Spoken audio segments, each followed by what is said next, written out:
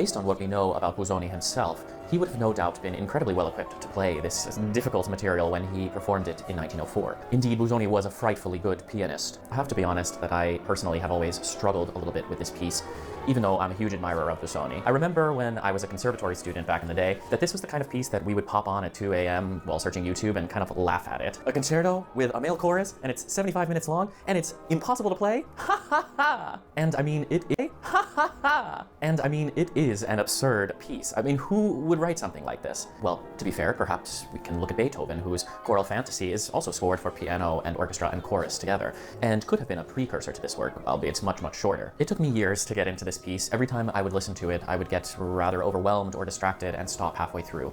But I always had the nagging feeling in the back of my mind that there was something really important here that I wanted to understand. And I have to say that now, after spending many, many hours with this work, I am quite obsessed with it. However, it is challenging, both for the listener and for the pianist, and these challenges get started right away in the first movement. In order to understand what makes this piece tick, we need to get a slightly more complex understanding of Busoni and what he was really aiming for. Most pianists are quite familiar with Busoni from his transcriptions of Bach, most notably the incredibly popular Bach-Busoni chaconne. In fact, even during his lifetime, Busoni was so well known for transcriptions that there were multiple occasions when his wife was mistakenly referred to as Mrs. Bach-Busoni.